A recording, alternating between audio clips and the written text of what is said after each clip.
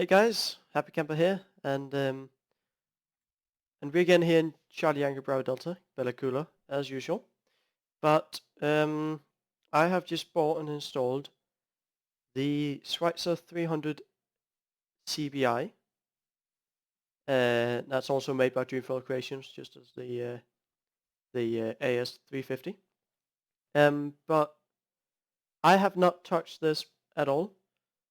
I have read through the frequently asked questions, and then I have got the checklists in front of me. I have not even read the manual yet, so all I'm going to do is I'm going to follow the checklist, get this started, do a short flight, see if I can fly it, try and land, possibly do go-arounds if I need to, because I don't know how good I'm going to be at landing. But that's basically the plan. I am in X-Plane 10, and the reason for that is that in the recent update for X-Plane 11 beta, it seems to have broken helicopters because they changed something to do with the prop, some of the flight modeling stuff. So they kind of broke helicopters. They fly quite weird, and so I jumped back in X-Plane 10, and I loaded up the Bella Coola scenery, and it looks absolutely amazing, anyways. But as soon as I can jump into X-Plane 11, I am gonna do that. But I'm just gonna follow the checklist here, and you can sit at home yell at me because I'm probably doing things wrong, and I'm probably gonna be very slow. But this is just kind of going to be my journey to learning this aircraft and learning how everything works, down to where I can do missions with it, do some fun flying, stuff like that. All right, but we're just gonna get started. We're gonna jump right into it. So tail rotor pedals, adjust and secure. Taking that. Seat belts and shoulder harness. Well, mine is not locked in, but it looks like I can't do that. That is fine. Let's just actually check. Alright, so all I basically just did here was go through the different menus in the helicopter and check them out, dribbling over all the features that this aircraft had, moved around a bit on the rotors and all of that, but we'll go right back to the action. Alright, center console is clear. Control friction locks are released.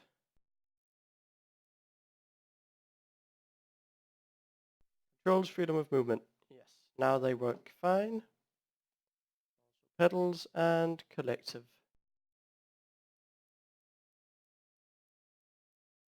Altimeter set field elevation. So this field elevation is a little bit higher. It's only, oh god. Oh right, it's not side to side. So that's about it. That's that fits with the field elevation. All switches / circuit breakers are off / in. Not gonna check too much of that. I can only assume that all of that is in and is how it should be. Where's the circuit breakers? Alright, throttle is closed. That is open, that is closed. Alright, mixture is idle cutoff, so it's pulled out. Middle, there's a mixture there, I believe. Sweet. Battery switch on. So we'll find the battery switch. And I believe this is a battery switch. It says battery. Turn that on. Okay. Then fuel quantity check.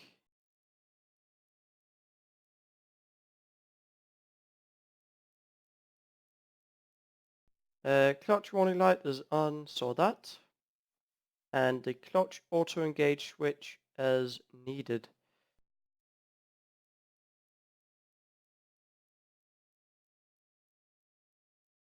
Mixture knob is idle cutoff, so it's pulled out. Up. Fuel valve open, so we need to push that. So fuel valve is in. Throttle open 1/2 inch. Just about there. We'll say there. That'll be fine. Hopefully. Keep an eye on the RPM. Fuel boost on. Fuel boost comes on. Fuel pressure checked. Mixture full rich, then close. 3 seconds. So mixture full rich. 3 seconds and then close.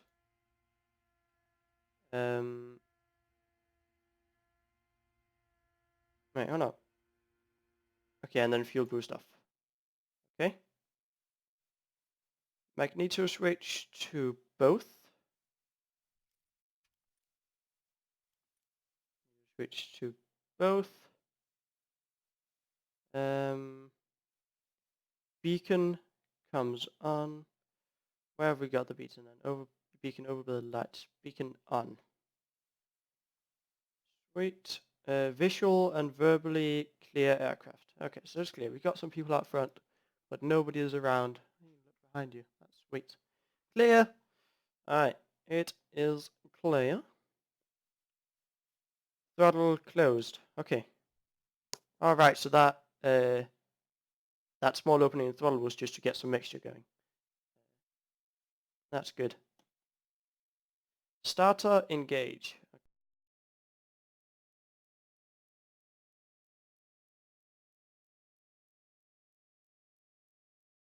I am gonna go and read up on some stuff, and then I'll be right back when I figured this out. Alright, I'm back, and I think I figured out what was doing wrong. Quickly thing I think I missed. You can of course set your amount of fuel that you want on board here. Set to about 130 pounds. Should keep us pretty nice and light, but also have enough fuel to fly around for a bit. But I'll jump inside and I'll show what I think I did wrong. I think I should not have hit the clutch auto engage. I think I just need to keep it there. Alright, one thing I quickly want to show you. Checklist. Boom. Right. Okay, we'll try again. Alright, so mixture knob is at idle cutoff. This is the mixture knob, it's at idle cutoff. Fuel valve is open. Pushed in. Yeah, open. Throttle close and then open 1/2 inch. I'm going to say about there. Fuel boost on. Fuel pressure checked. Mixture full rich, then close. Full rich. And then close. Alright. Fuel boost off. Fuel boost off. Alright. Magneto switch is to both. Beacon is on. Visually and verbally clear aircraft. Yep. Throttle closed. Closed. Right. Starter engaged. So we'll try and hit the starter now.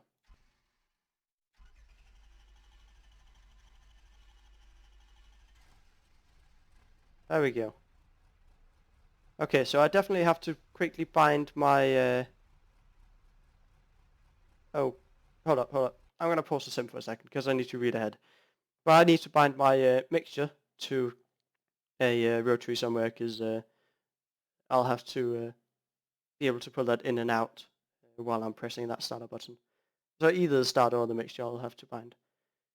Alright, when engine starts, push mixture in, done that. Stabilize engine at a 1400 RPM, so it shouldn't go above 1400. So we'll on pause and we'll make sure. Looks to be stable around there, or as stable as it gets. Observe oil pressure is at the minimum, and it is. It's past the minimum. Alternator switch on. So, oh god. Alternator switch on.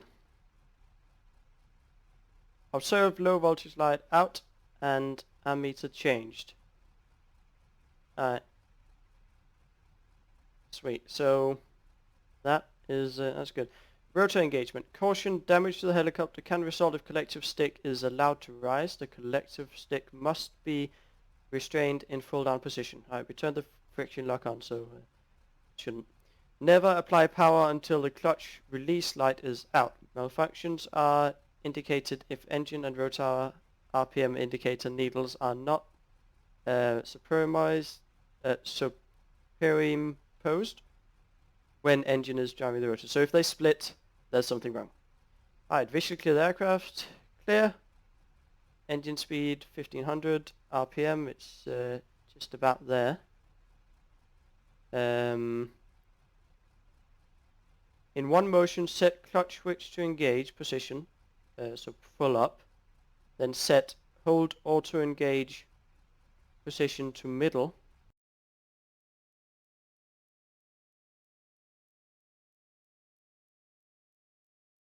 I am guessing I again am doing something wrong. So auto engage, I mean we'll put that up to fast. Okay. That does not sound good. I think I just broke something. I will be right back when I learn from my mistake. Alright guys, I'm back, and now I hopefully have a bit of a better understanding, and I think I realized what I did wrong. I figured something out, but now I think I have figured out how to get the clutch engaged without breaking it, because it seems to be sensitive, and I definitely broke the clutch when I started doing that before. And I think the reason I broke it is because I kept it up for quite a while this was in the fast position. So I'm going to have that in the slow position. And we're just going to do like the checklist tells us, and we're going to be a bit more patient, because I think it should work. Alright, but we'll do the checklist again. This is good practice anyways, so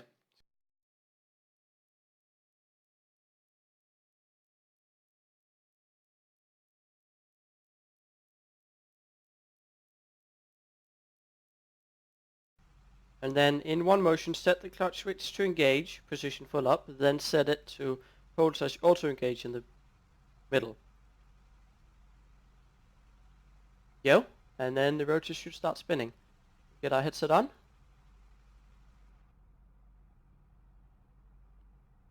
And the rotors are not spinning. And I am not entirely sure why. Oh, there we go. It just took a bit of time. It just took even longer than I expected. So rotor RPM is going to come up, and it's going to align with the engine RPM needle.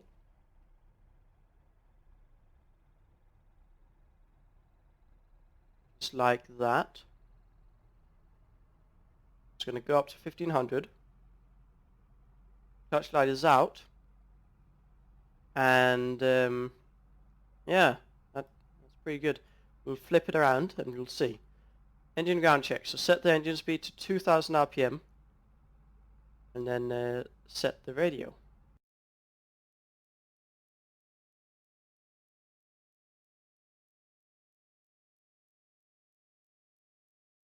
This helicopter does not go very fast, of course. Got miles per hour on the inside and knots on the outside. We've got our altitude, we've got our rotor RPM, we've got our manifold pressure, we've got our vertical speed. We have got our fuel pressure, and cylinder head temperature. We've got our oil pressure, oil temperature, and our amps. Then we have got the hours down there. We've got position lights, which will flicker on. Put the guard on now.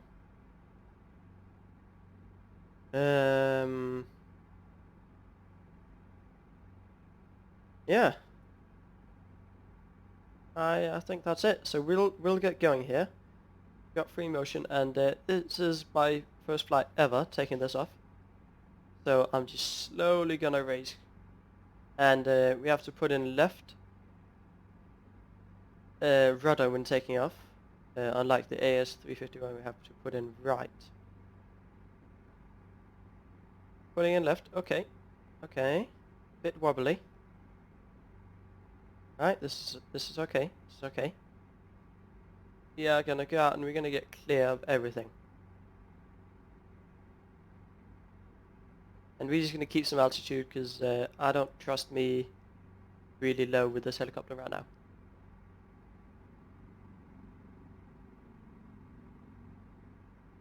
So I don't know how much manifold pressure you're allowed to pull.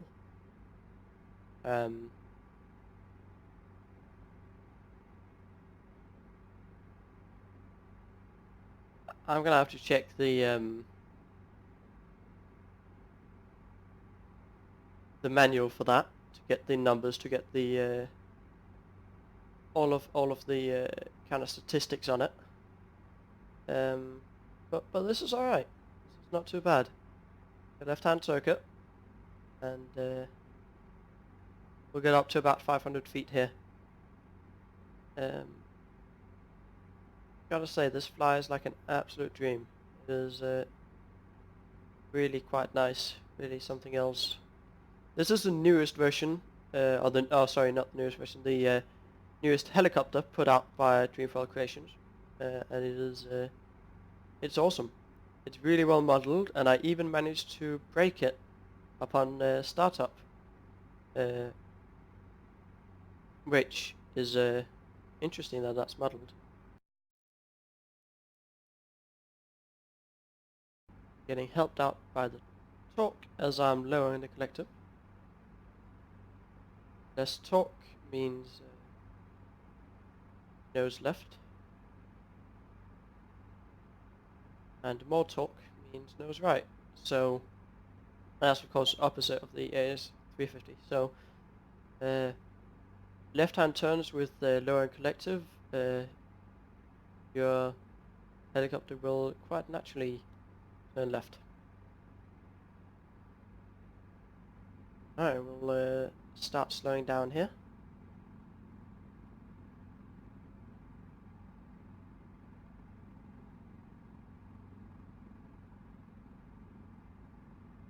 We'll try and see if we can't get it right on the numbers.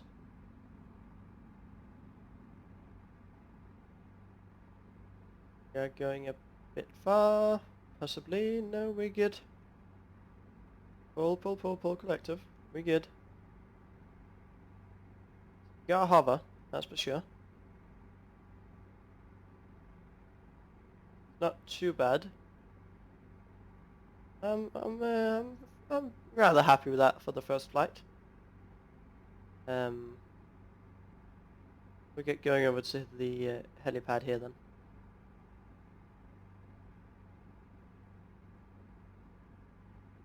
That wasn't so bad. Truck is driving down, but we've got the time to cut in.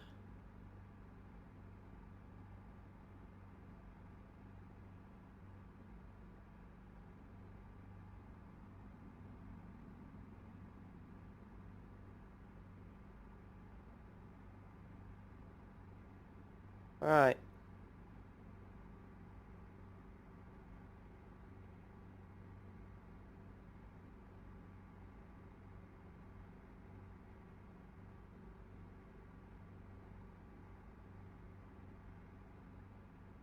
Oh, that was not bad. I really do like the landing, the way of landing in this helicopter. Unlike the AS350, it's very smooth on actually touching down. There's not any bouncing. I experienced with the AS350 that if you put one skid down before the other, that skid that you touch down first, even if you're doing a really, really smooth landing, it'll jump up a tad bit.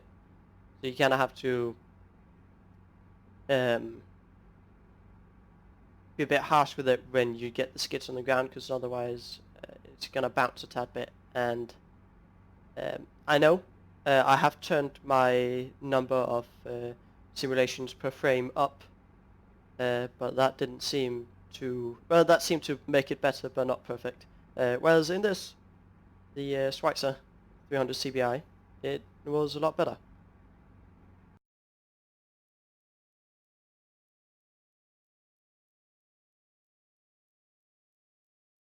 So throttle close, touch, oh, no, not, that was the wrong way. I just tried the engine. Okay, well, that was a lot of problems for our first flight. Definitely should have brought a CFI on board. But luckily, we can just load it up and do a new flight. So I'll see you in the next flight, and I'll go and I'll read up on the manual, and I'll go and watch some YouTube videos on this helicopter, and hopefully learn more about it. Because I do things properly when I know why I should do them. You know, the reason behind, so it's logical. So I'll go and get some logic about this helicopter, and then I'll come back in the next episode and hopefully be a bit more professional and hopefully take it for a couple of landings, and then we'll work our way up from there, you know, to confined area, to doing landings in auto rotations, doing stock pedal landings, stuff like that. We will try that later when I learn more about the helicopter. But thanks very much for watching and joining me on this journey on learning the Schweitzer 300, and hopefully you enjoyed. If you did, go and let me know. You can leave a comment down below or a like. Always awesome to see the feedback. I've been getting a lot of positive feedback recently, and it's absolutely awesome seeing that somebody, or quite a few people, almost at the moment, is liking my videos. I love that. So yeah, thank you guys very much for watching, and I'll see you in the next one.